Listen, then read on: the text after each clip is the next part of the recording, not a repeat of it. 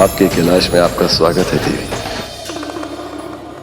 आज का दिन आपके लिए अत्यंत व्यस्त रहा होगा ना। अब आप सुख से विश्राम कीजिए।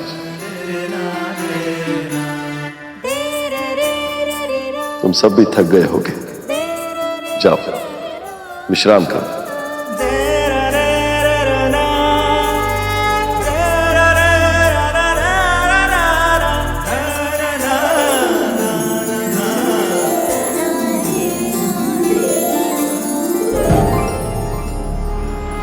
अभी अभी तो विवाह हुआ है, भोलेनाथ अभी से ध्यान में बैठ गए।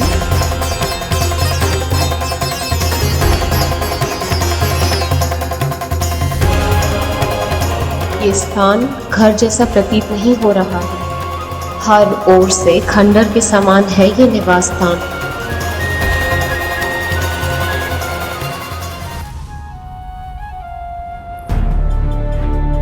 अब क्या करूं? कुछ समझ नहीं आ रहा।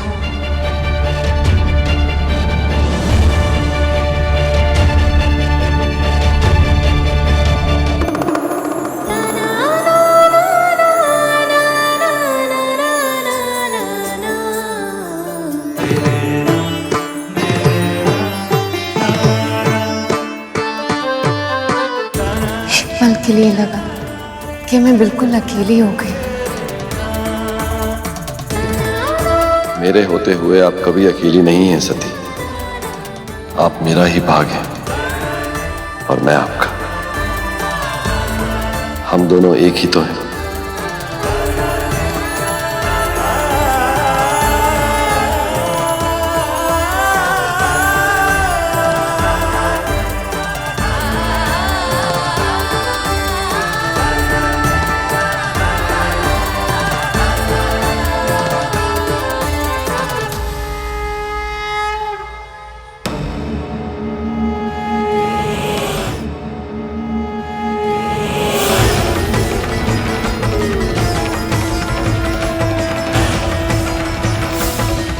तुमने मेरी सबसे प्यारी पुत्री को मुझसे छीना है।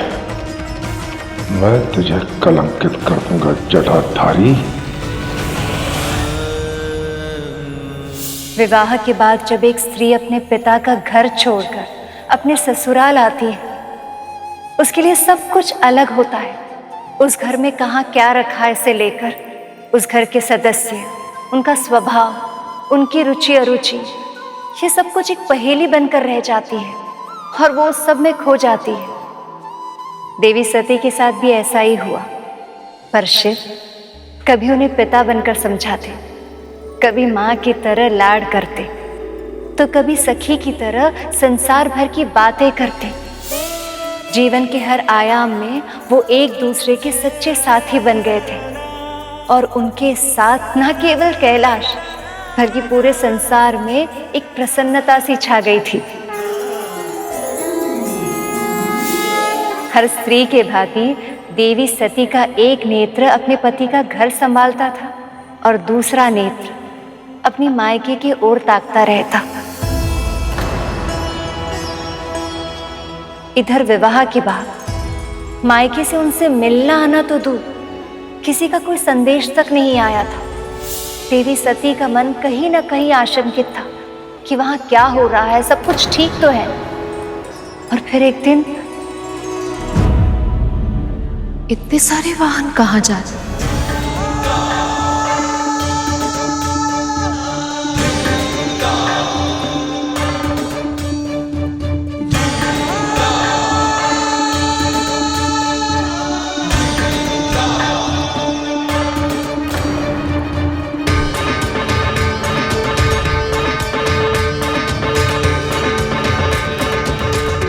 ये सब हमारी ओर क्यों नहीं देख रहे? ऐसा लग रहा है जैसे दृष्टि छुपाने की कोशिश कर रहे हैं।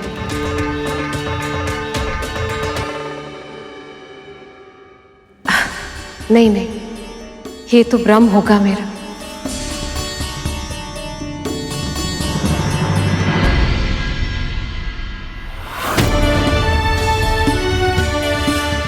मुझे शीघ्र ही यहाँ से निकलना चाहिए, अन्यथा यदि देवी सती ने मुझसे कुछ पूछ लिया तो उन्हें क्या उत्तर दूंगा मैं? अरे, ये तो वायुदेव और अग्निदेव है। दूर से ही सही, एक बार महादेव का अभिवादन भी नहीं किया। ये सारे देवगण इतना विचित्र व्यवहार क्यों कर रहे हैं?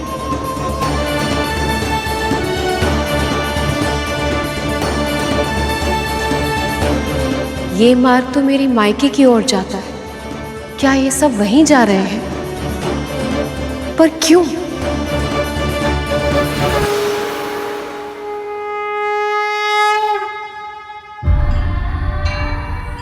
हमें क्षमा करना सती, परिस्थितियां कुछ ऐसी हैं कि हमें तुमसे बिना मिले ही जाना पड़ रहा है। सखी लक्ष्मी, विष्णु,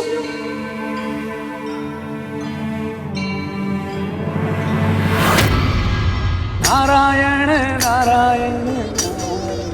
देवर्षि नारद, प्रणाम।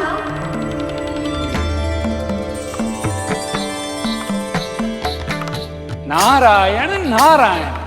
प्रणाम देवी। आप सब इतनी शीघ्रता से कहाँ जा रहे हैं? प्रजापति दक्ष के यज्ञ में देवी।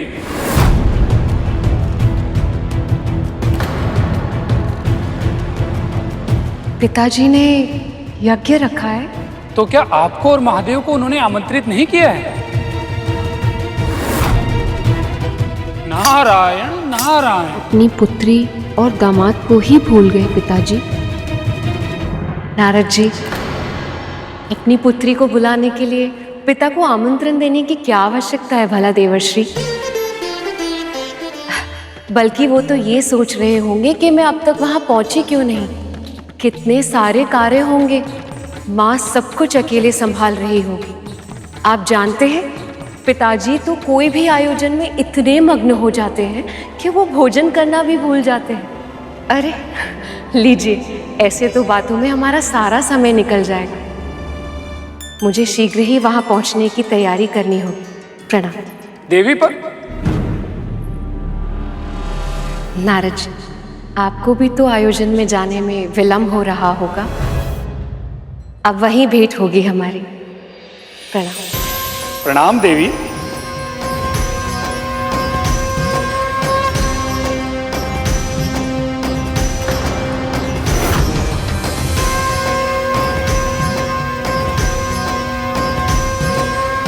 नारायण नारायण।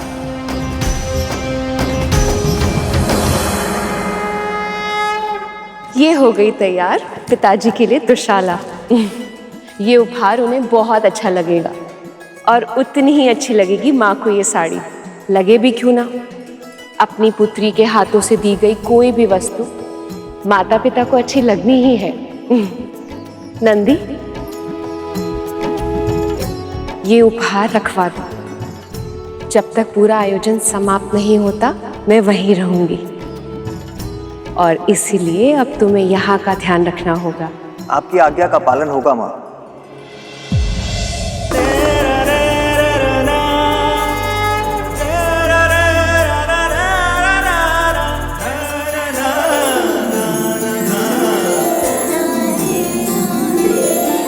माँ, प्रभु को समाधि से उठाना क्या उचित होगा?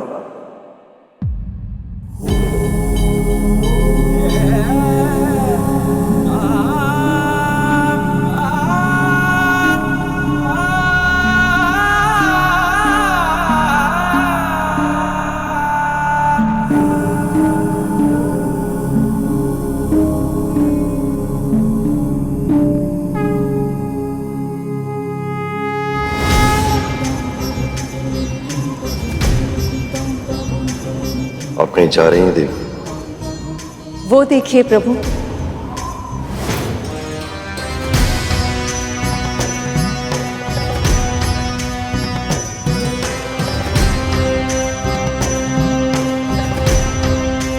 सभी देवी देवता वहां जा रहे हैं। मेरे पिताजी ने बहुत बड़े यज्ञ का आयोजन किया है। अब आप भी उठिए, नहीं तो हम दोनों सबसे अंत में पहुंचेंगे। नियंत्रण आने की प्रतीक्षा तो देव आदि देव महादेव भी आमंत्रण निमंत्रण की औपचारिकता में फंसते होंगे, इसकी कल्पना नहीं की थी मैंने। वो मेरा ही घर है स्वामी, आप मेरे पति हैं, उस घर के दामाद हैं। हमें निमंत्रण की क्या आवश्यकता है भला? नियमों का महत्व यदि हम नहीं समझेंगे तो और कौन समझेगा देव? नियम अनुसार बिना बुलाए कहीं जाना नहीं चाहिए। बुलाने की प्रतीक्षा करनी पड़े तो इसमें अपमान कैसा प्रभु? जानते हैं, बाल्य अवस्था में जब मैं अचानक से कोई कार्य कर देती थी तो पिताजी बहुत प्रसन्न होते थे। ठीक वैसे ही आज भी हम दोनों को वहां अचानक देखकर पिताजी के मुख पर फिर से प्रसन्नता छा जाएगी। पहले आप उनकी पुत्री हुआ करती थी, आज आप मेरी पत्नी हैं। पर दोनों मैं ही तो हूं। हमारा विवाह हो गया, केवल इसलिए दो भागों में बढ़ जाना ही स्त्री की नियति है।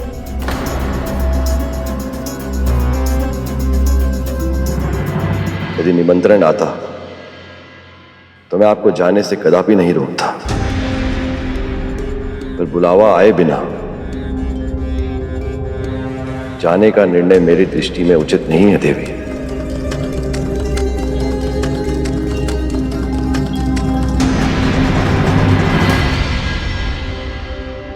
आइए प्रभु, पधारिए।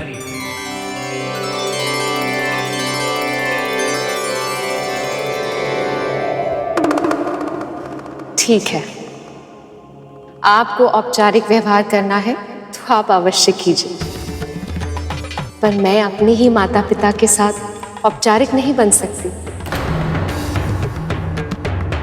वैसे भी महादेव, आप तो सदैव स्थिर रहते हैं। भ्रमण करने के लिए भी आपको कितनी मुनहार करनी पड़ती है, इसीलिए मैं आपके साथ जाने के लिए हठ नहीं करूंगी। आप मुझे भी मत रोकिए।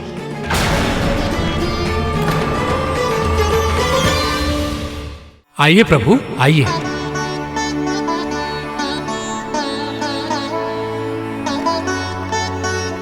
नारायण नारायण। समय बहुत कम है, सारे अतिथि वहां पहुंच चुके होंगे। कितने सारे कार्य होंगे वहां। कितना बुरा लगेगा सबको कि इतने बड़े अवसर पर उनकी सबसे बड़ी पुत्री ही वहां नहीं आई। आपका ऐसे वहां जाना मुझे ठीक प्रतीत नहीं हो रहा देवी। जानते हैं क्यों महादेव? क्योंकि जब से हमारा विवाह हुआ है, एक क्षण के लिए भी हम एक दूसरे से बिछड़े नहीं हैं।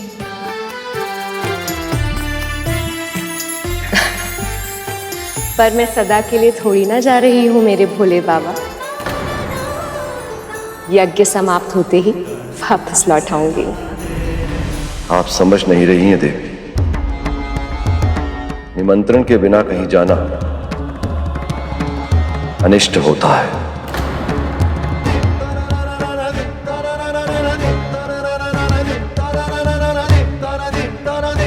कैसा अनिष्ट महादेव? क्या है आपके मन में? कैसे बताऊं आपको कि जिस रिश्ते के अधिकार से आप वहां जाना चाहती हैं, उस रिश्ते में अब कड़वाहट आ गई है, इसलिए आपका वहां जाना उचित नहीं होगा।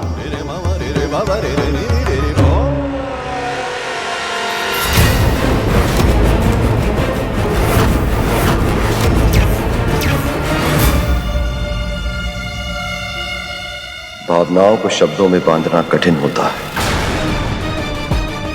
ऐसा कुछ है जो मुझे खटक रहा है।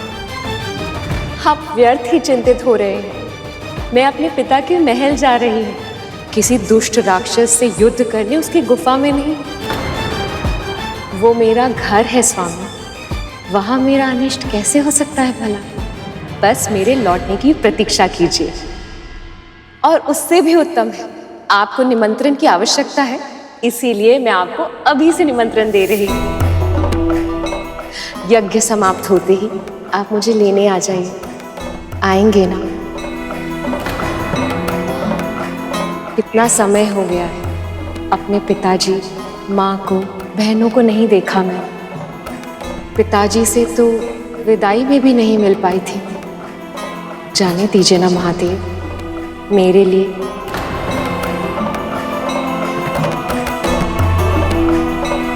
अपनी सती की प्रसन्नता के लिए मान जाइए।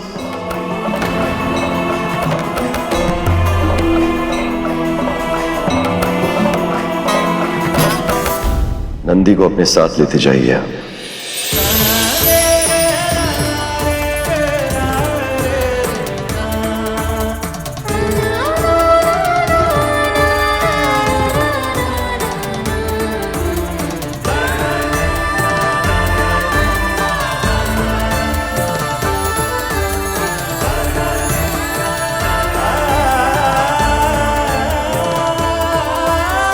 ना जाने किस अशुभता के विचार से मेरा मन विचलित हो रहा।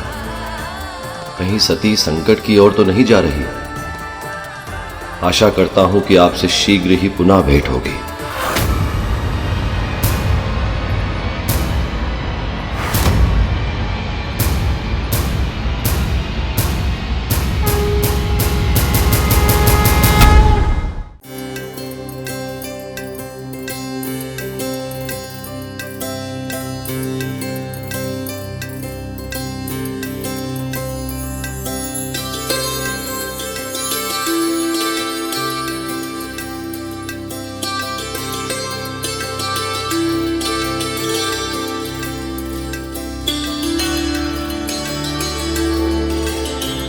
हमारी सभी पुत्रियां और दामाद पधारे हैं।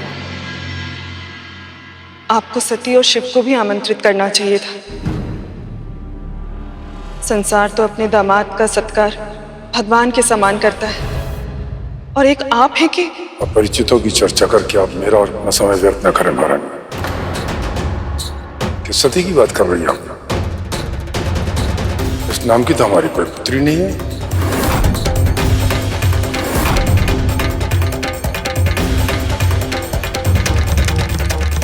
जानते हो नंदी, पिताजी क्या सोच रहे होंगे कि मैं अब तक आई क्यों नहीं, और मेरी बहनें मुझसे मिलने के लिए कितनी व्याकुल होंगी। देखते ही हृदय से लगा लेंगी वो।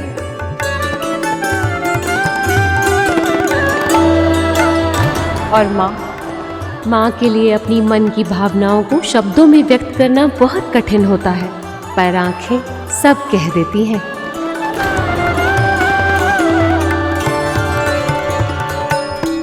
माँ ने मेरी स्मृति में जितने अश्रु बहाए होंगे वो सब फिर से घिर आएंगे।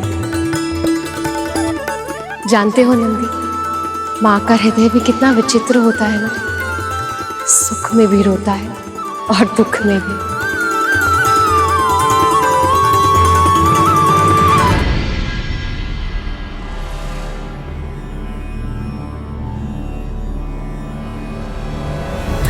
लगता है यज्ञ आरंभ होने वाला है। चलो नंदी। माँ मैं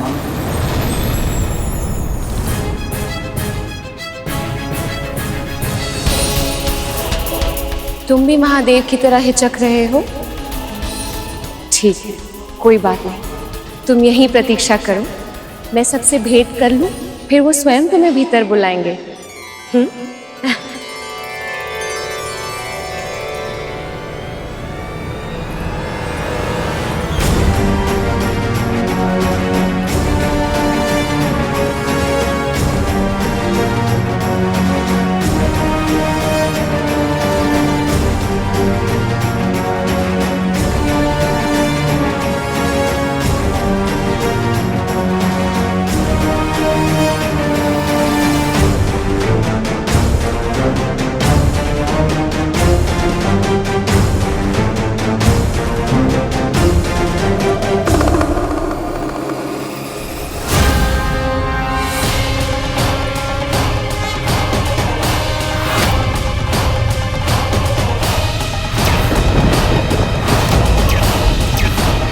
यदि मैंने जो देखा वो नियति है, तो संसार का अंत भी आने वाला अवश्य होगा। मैं सती को चाहकर भी रोक नहीं पाया। यदि किसी ने इस अनहोनी को नहीं रोका, तो मेरे क्रोध से आने वाला विनाश को भी कोई नहीं रोक पाएगा।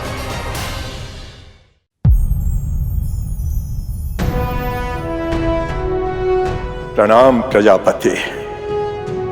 प्रणाम ऋषिवर।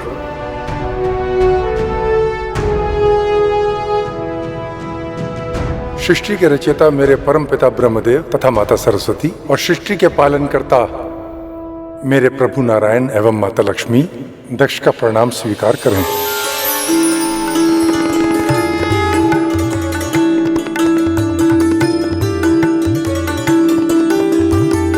आप दोनों ने और समस्त देवी देवताओं ने मेरे आमंत्रण पर इस यज्ञ में आकर के इस आयोजन की शोभा बढ़ाई, इसके लिए मैं आपका कृतज्ञ हूं।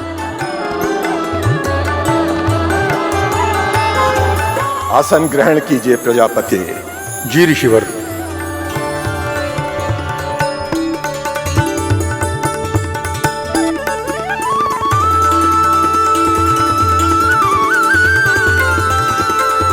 अंततः उस अघोरी से मैंने अपना प्रतिशोध ले ही लिया। इस यज्ञ में समस्त देवी देवता ऋषि मुनि सम्मिलित हैं और उस अघोरी को इतने बड़े आयोजन का निमंत्रण तक नहीं दिया। इससे बड़ा अपमान कुछ हो ही नहीं सकता।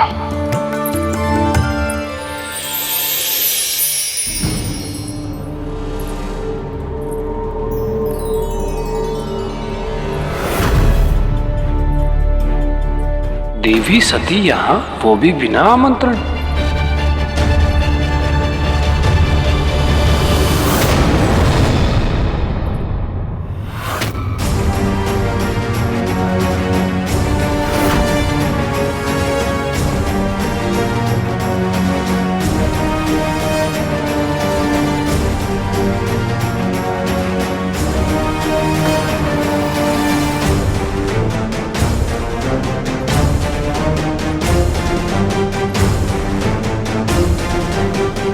देवी सती के साथ महादेव नहीं आए हैं। यदि ऐसे में यहाँ विकट परिस्थितियां उत्पन्न हुई तो पता नहीं उसका क्या परिणाम होगा।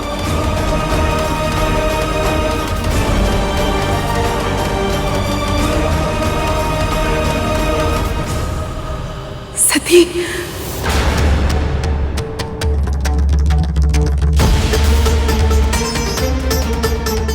देवी सती को इस यज्ञ में बिना निमंत्रण के सम्मिलित नहीं होना चाहिए था।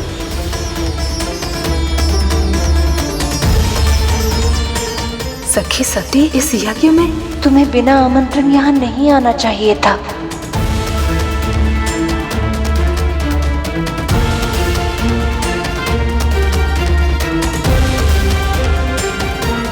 ये सब ऐसे क्यों देख रहे हैं मुझे?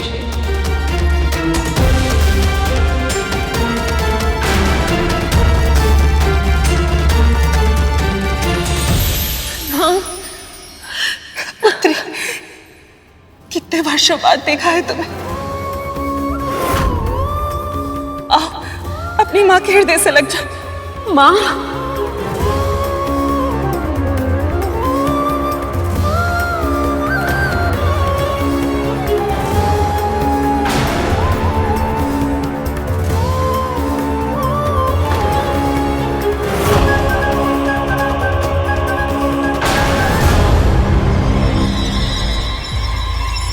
क्या हुआ माँ? आप अचानक से इतना दूर क्यों हो गई?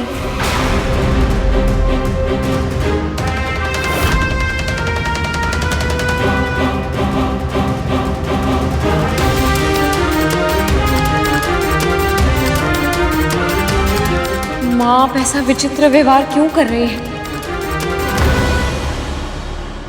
बहनों ने अब तक दौड़कर हृदय से नहीं लगाया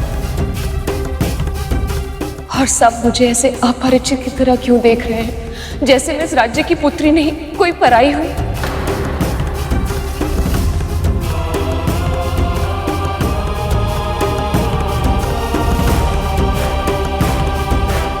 नहीं नहीं सती, ऐसी कोई बात नहीं है। ये सब तुम क्या सोच रही हो? आओ भीतर चलो, तुम लंबी यात्रा से आई हो ना, थक गई होंगी। आओ। माँ, आपने एक बार भी मुझे नहीं पूछा कि मैं यहाँ अकेली क्यों आई हूँ। महादेव कहाँ है?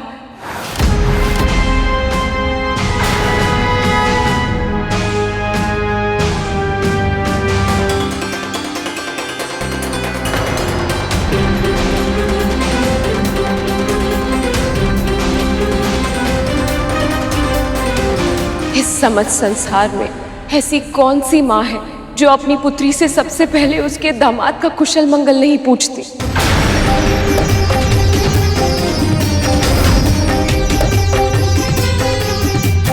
पुत्री, वास्तविकता ये है कि यज्ञ का मुहूर्त बीता जा रहा है प्रजापति। अग्नि प्रज्वलित कीजिए महाराज।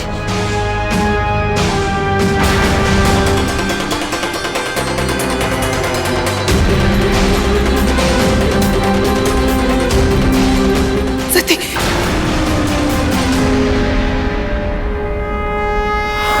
मेरा स्वागत सत्कार तो दूर, पिताजी ने तो मेरी ओर अपनी दृष्टि भी नहीं फेरी। माँ को इतना समय क्यों लग रहा है? अब तक भीतर क्यों नहीं बुलाया उन्होंने? पिताजी,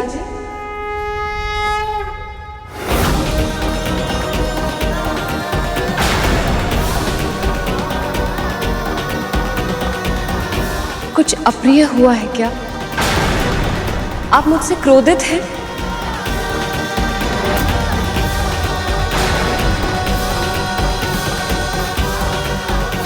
बिना शिव के आप ध्यान में कैसे बैठ सकते हैं? और ये यज्ञ बिना शिव के संभव कैसे होगा पिताजी?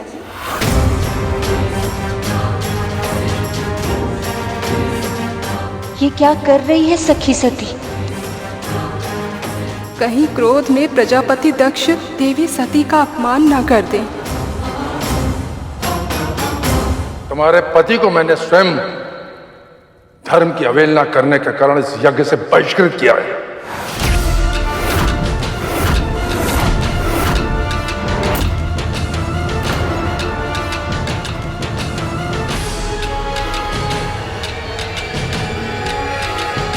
परंतु कितना निर्लज है वो, निमंत्रण के बिना अपनी पत्नी को यहां यज्ञ में भाग लेने भेज दिया।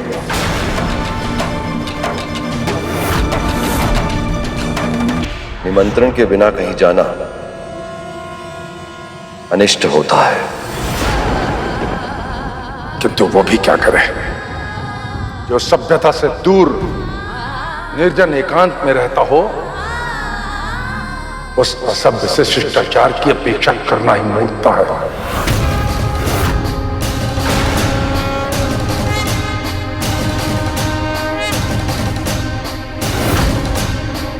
पशुओं के बीच में रहने वाला संवेदनहीन व्यवहार करेगा ना, न उसे मान का भास है, न मर्यादा का सम्मान।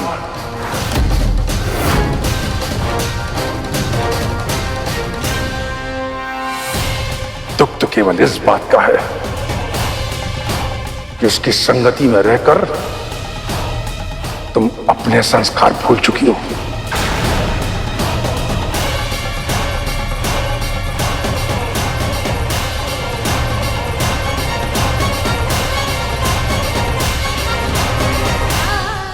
के मन में इतना विष, वो भी मेरे पति के विरुद्ध।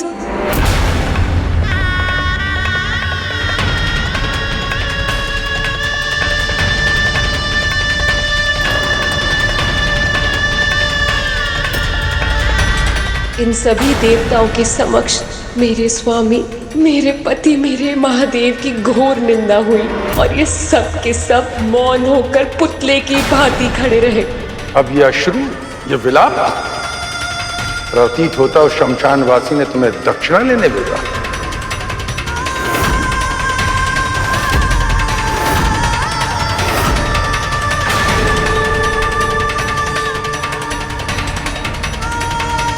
कोई बात नहीं, प्रजापति दक्ष ने आज तक किसी याचक को निराश नहीं किया है। अन्न, वस्त्र, आभूषण जो चाहिए सब मिलेगा तुम्हें।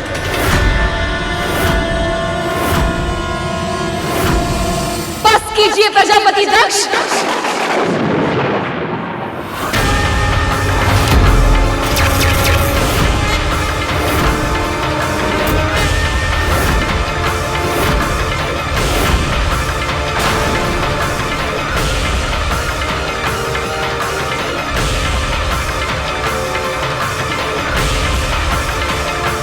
शक्ति,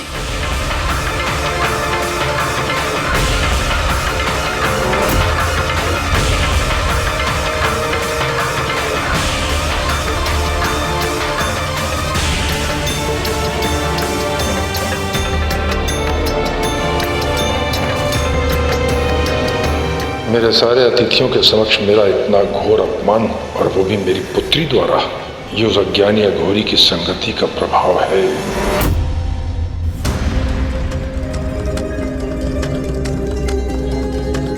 बिना निमंत्रण प्रवेश करना उचित नहीं होगा।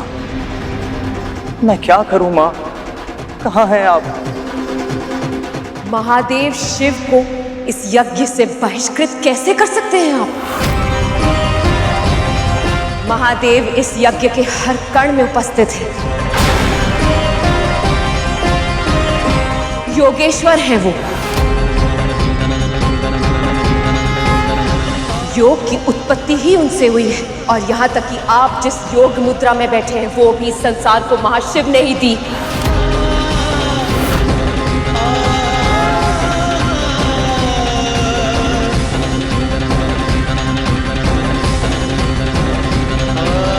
स्वयं को और इस यज्ञ स्थल को पवित्र करने के लिए जिस गंगा जल से प्रक्षालन किया है आपने, वो गंगा जल स्वयं जटाधारी से पवित्र होकर ही इस धरती पर आई है।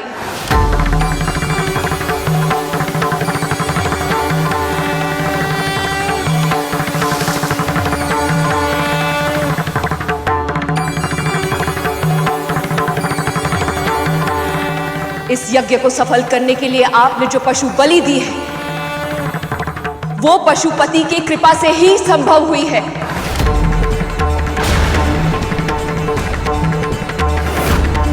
ये हवन समिधा, ये सामग्री जो आप यज्ञ की अग्नि में अर्पित करने वाले हैं, वो जब जल के भस्म होती है, वो ही मेरे महादेव के सजने के कारण का महत्व है।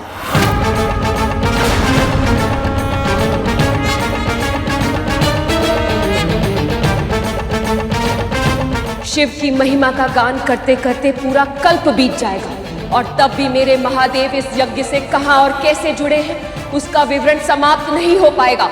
और आप ये कह रहे हैं कि आपने मेरे महादेव को इस यज्ञ से बहिष्कृत कर दिया।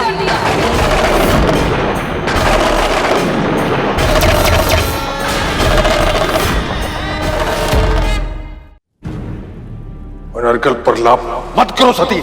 प्रलाप तो असत्य का होता है प्रजापति। प्रजापति दक्ष की दृष्टपूर्व अपमानजनक बर्ताव के कारण देवी सती का क्रोध अंतिम चरण ऊपर आ गया है।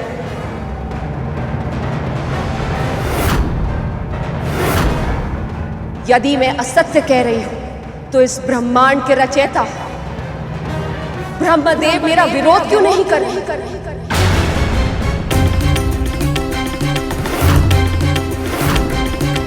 इस सृष्टि के पालनहार विष्णु मुझसे दृष्टि क्यों नहीं मिला पा रहे?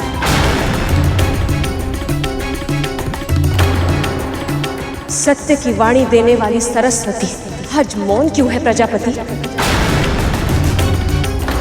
यहां तक कि इस संसार को समृद्ध करने वाली लक्ष्मी मेरा विनाश क्यों नहीं कर रही?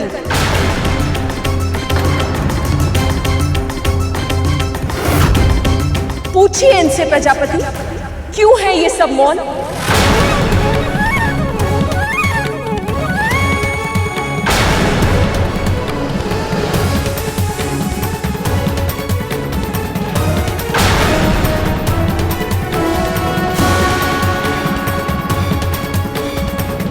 पर बोलेंगे भी तो क्या? ये तो स्वयं आपके पाप में भागीदार है।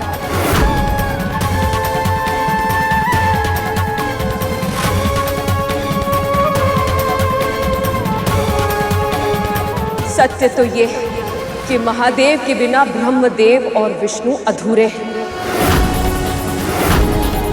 और आज उनकी अनुपस्थिति में इस यज्ञ में सम्मिलित होकर न केवल उन्होंने बल्कि सभा में उपस्थित सभी देवी देवताओं ने एक महापाप किया है।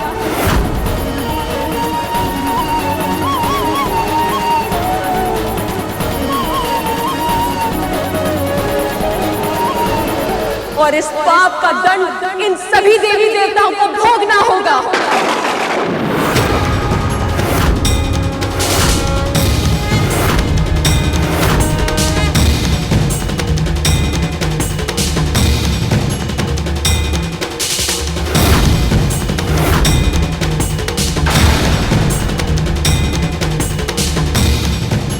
इतना अभिमान, इतनी वाचलता।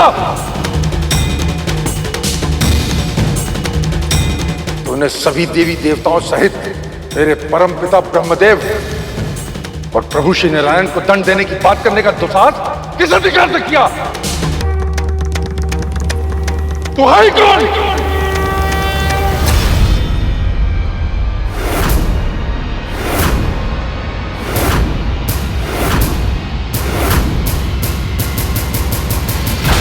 इससे पहले कि मैं ये बताऊं कि मैं कौन हूं, इस सभा को और इस पूरे संसार को मैं ये बताती हूं कि मैं कौन नहीं हूं।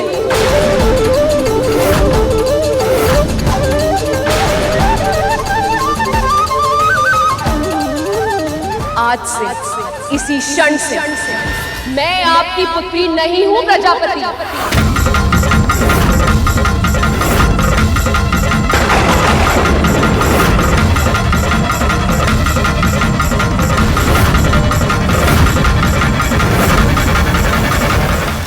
और इसीलिए अब मैं आपको अपने जीवन से, अपने अस्तित्व से बहिष्कृत करती हूं।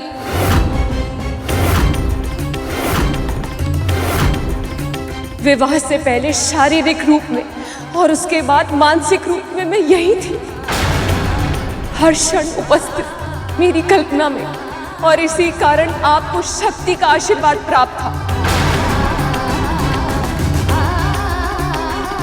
पर आज मेरे साथ साथ वो वरदस्त भी आपके मस्तक से हट जाएगा।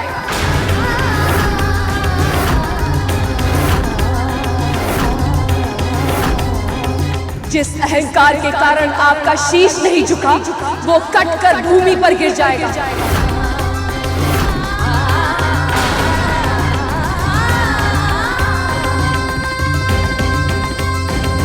आपका और इस सभा में जो भी उपस्थित है उन सभी का अनिष्ट होगा, उन सभी का अनिष्ट होगा।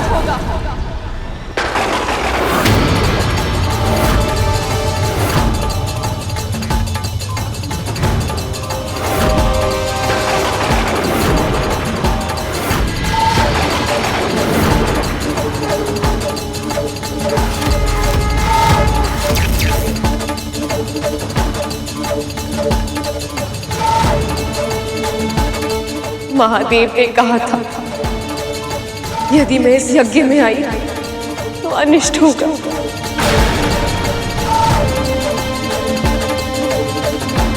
वो तो त्रिकालदर्शी है, वो तो स्वयं मुझे और इस समस्त संसार को अनिष्ट से बचाना चाह रहे थे।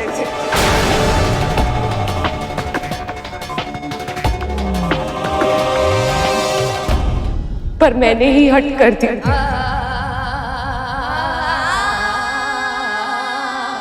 अब मैं कौन सा मुख लेकर जाऊंगी अपने महादेव के पास? उनका सामना कैसे करूंगी मैं?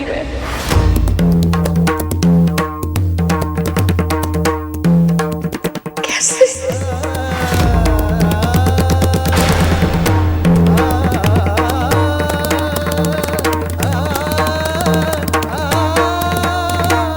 देवी शांत हो जाइए।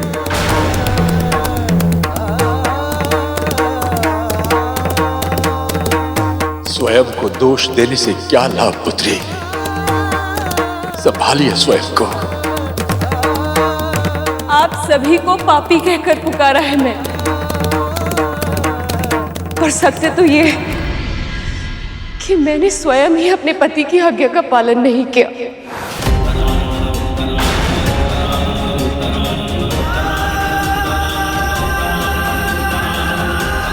इससे पहले कि कोई बड़ी अनहोनी हो जाए महादेव, आप आकर उस अनहोनी को रोक लीजिए प्रभु, रोक लीजिए।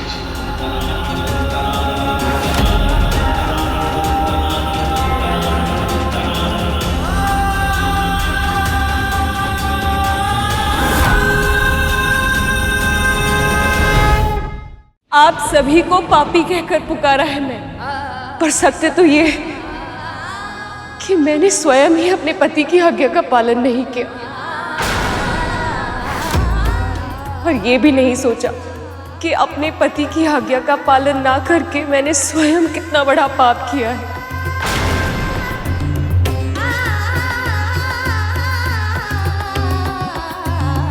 विवाह के समय मैंने वचन दिया था कि सदैव उनके मान सम्मान का ध्यान रखूंगी, और आज स्वयं वो पवित्र वचन तोड़ दिया।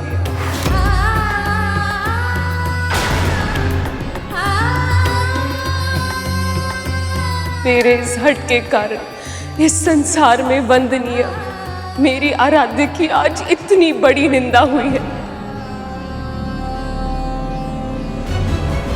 ना मैं इस यज्ञ में आती और ना ही प्रजापति को घोर अपशब्द कहना पड़ता।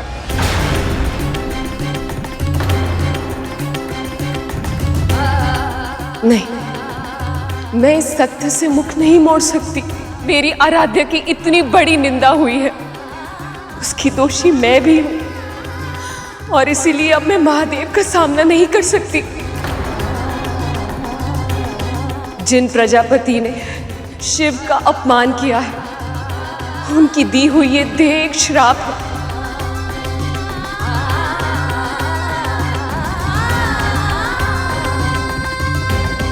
और इस श्राप के साथ मैं शिव की अर्धांगिनी बनने का सौभाग्य ग्रहण नहीं कर सकती।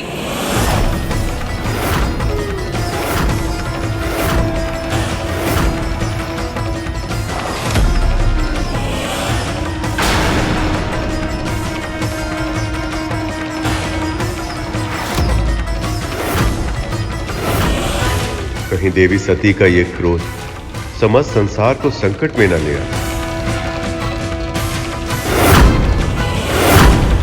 कहीं सखी इस अपमान के कारण खुद का अहित न कर दे।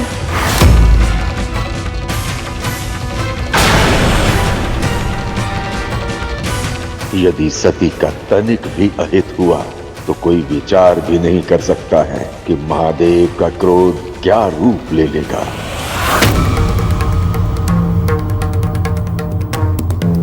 शांत हो जाओ सखी, शांत हो जाओ।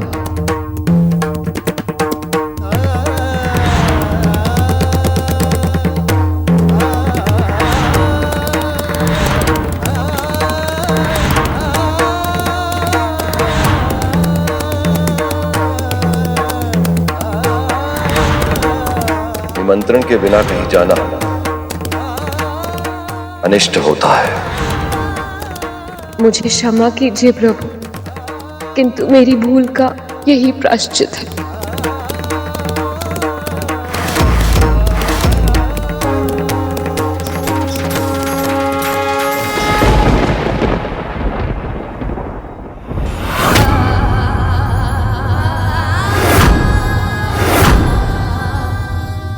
महादेव योगेश्वर शिव के महाप्रताप से समृद्ध योगाग्नि प्रकट हो।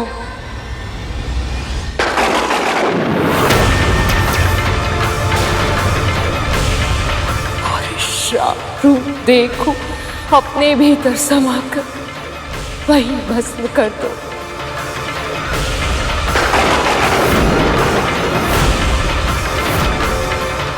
जो मेरे प्रिय को प्रिय हो।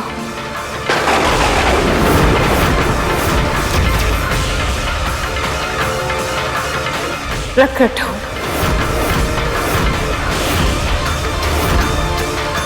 प्रकट हो। प्रकट हो।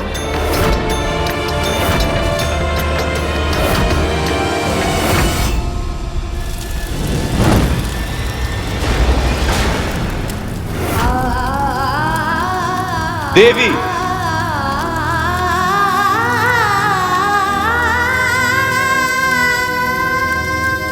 सती,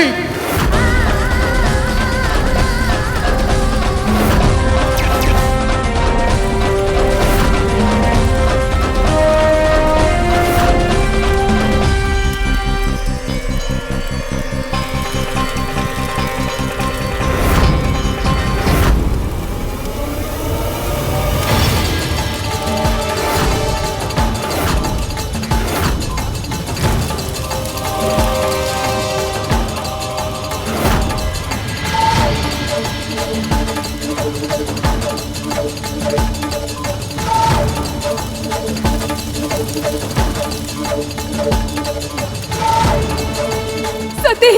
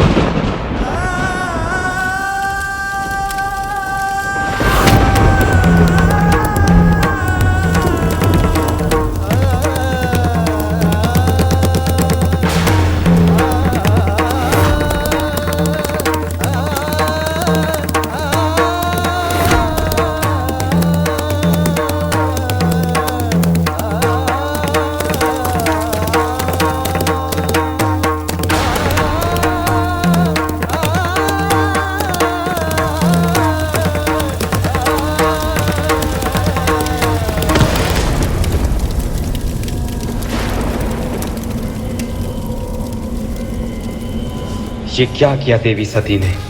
जब महादेव को यह ज्ञात होगा तो उनके क्रोध से हमारी रक्षा कोई नहीं कर पाएगा। सती,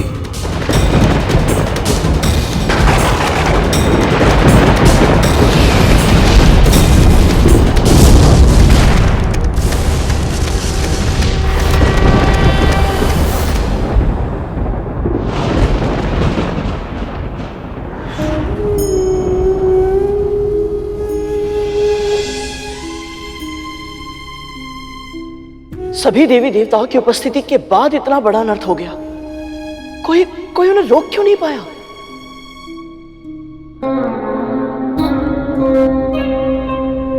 क्योंकि भगवान भक्ति की शक्ति से बंधे होते। इस यज्ञ के शुरू होने से पहले प्रजापति दक्ष ने न केवल नारायण से बल्कि सभी देवी देवताओं से ये प्रार्थना की थी कि वो इस यज्ञ की रक्षा करें। परंतु मां, भक्ति से बंधे होने से अधिक महत्वपूर्ण धर्म से बंधे होना नहीं होता। तो फिर सभी देवी सती के साथ ऐसा अधर्म होते देखकर शांत कैसे रह पाए? किसी भी मूल्य पर उनकी रक्षा क्यों नहीं की उन्होंने? तुम भूल रहे हो सुपन, देवी सती कोई साधारण स्त्री नहीं थी, स्वयं आदि शक्ति पराशक्ति की अंश थी। जो कुछ भी हो रहा था या जो कुछ होने वाला था, उसके मूल में मां की क्या लीला थी, ये कोई नहीं जानता था। वहां उपस्थित सब उसी लीला के पात्र बन चुके थे। पर भैया जी, इस संपूर्ण लीला में सबसे अधिक कष्ट तो स्वयं मैया और भोले बाबा को ही भोगना पड़ा होगा। मेरे लिए तो ये कल्पना करना भी कठिन है कि मैया सती के बिना भोले बाबा कैसे रहे होंगे। क्या दशा हुई होगी उनकी? आप सही कह रहे श्रीमान। देवी सती के जाने का आभास कैलाश में समाधि लगाए हुए शिव को भी हो गया था, और सब कुछ जाने वाले त्रिलोकदर्शी त्रिकालदर्शी को ये सत्य स्वीकारना सहज नहीं था। इतना विचलित क्यों अनुभव कर रहा हूं मैं? ये किस बात का संकेत है?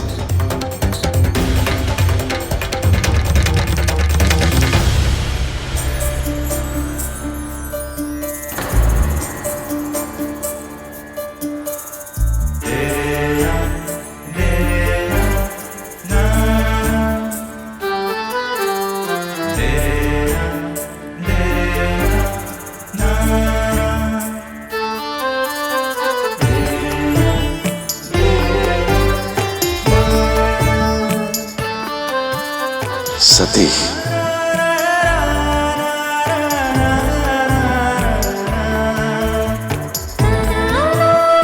आप वापस आ गई प्रिय। महादेव, मेरे स्वामी,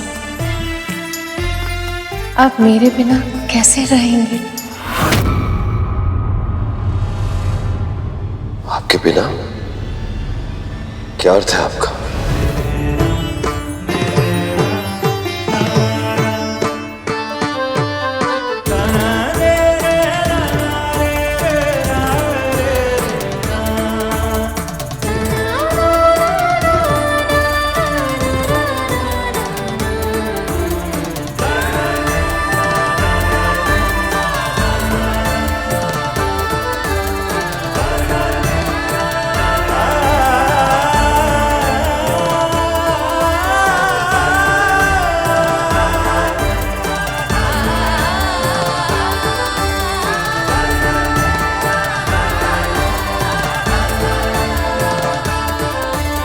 मैं नहीं रहूंगी तो इन पौधों का ध्यान कौन रखेगा? आप ऐसी बातें क्यों कर रही हैं सती?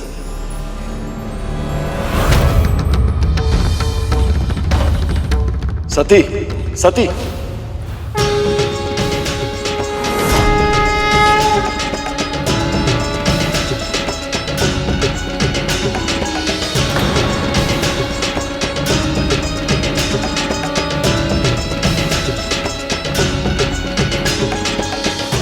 आग के इस पूजा स्थल को नित्य में अपने हाथों से सजाती थी।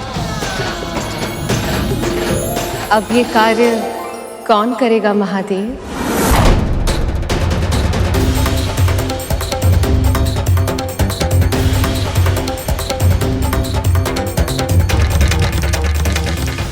आप ऐसा क्यों कह रही हैं देवी?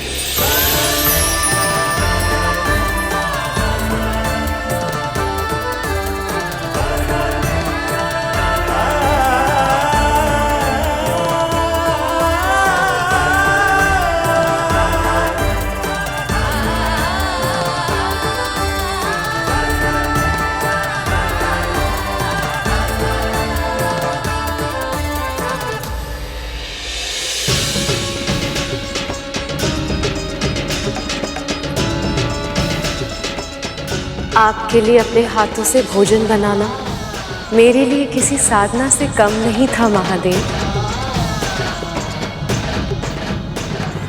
अब कौन करेगा आपकी ये सेवा?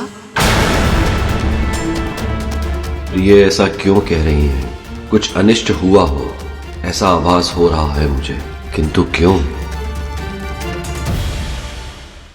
क्या हो गया है सती? आप ऐसे क्यों कह रही हैं जैसे आप मुझे छोड़कर जाने वाली हो?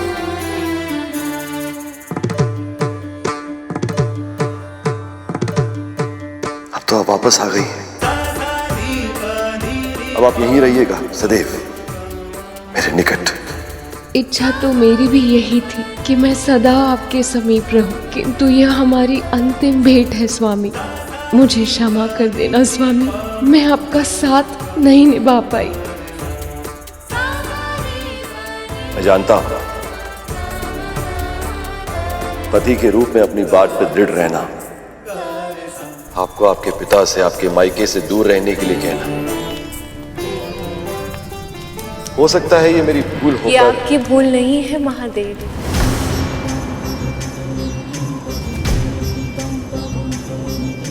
आप तो भूल कर ही नहीं सकते। सत्य तो ये है कि मुझे आपकी बात मान लेनी चाहिए थी। जहां से आमंत्रण आया ही नहीं हो,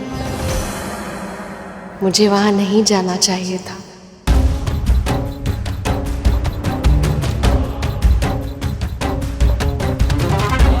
हुआ क्या है सती?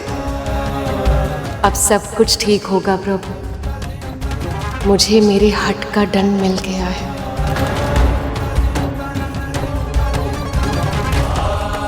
कैसा दंड? अब से सदैव मैं आपके पास रहूंगी महादेव। अब से आपकी कोई भी आज्ञा का उल्लंघन कभी नहीं करूंगी मैं।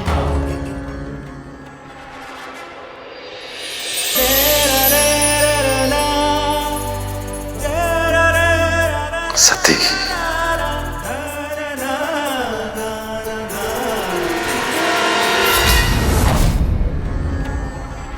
सती, ये कैसे संभव है? ये क्या हुआ?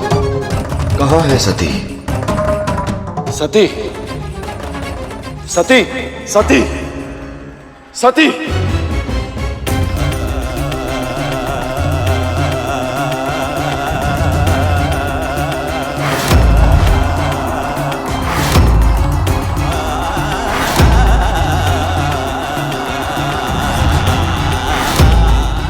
शारीरिक आंखों से ही नहीं, मेरे मन की आंखों से भी बोझल हो गई है प्रिय। ऐसा कैसे संभव है? सती कहाँ हो? सती।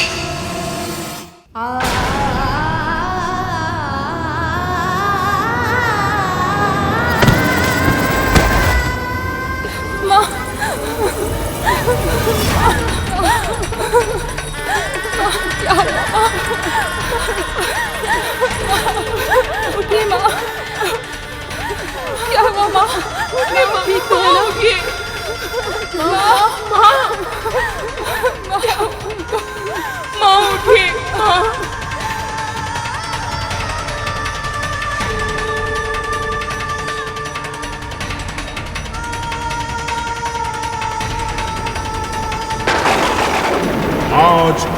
अनर्थ हुआ है यहाँ।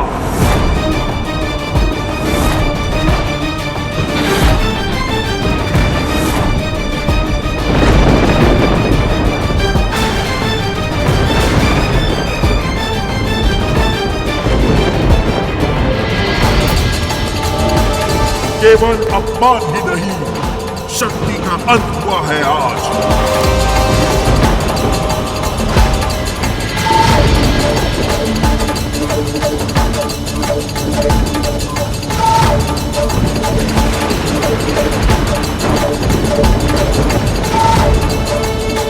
और अब होगा इस शक्ति विहीन संसार का सर्वनाश।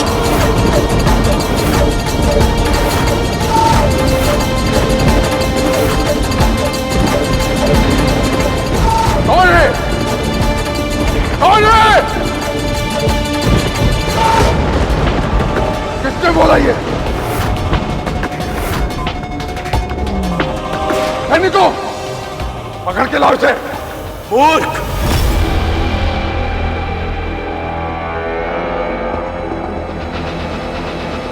यदि तू अब भी यह पहचान नहीं पाया कि यह स्वर्ग किसका है, तो तेरा नाश निश्चित है।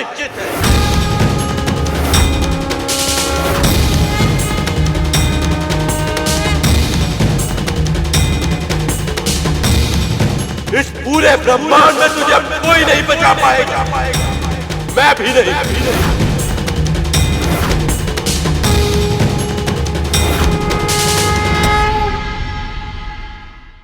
सती की अकाल मृत्यु से रुष्ट होकर सारी प्रकृति ने एक होकर यह आकाशवाणी की है प्रजापति तक। अब इस सृष्टि में कोई स्थान ऐसा नहीं जो तुम्हारी रक्षा कर सके।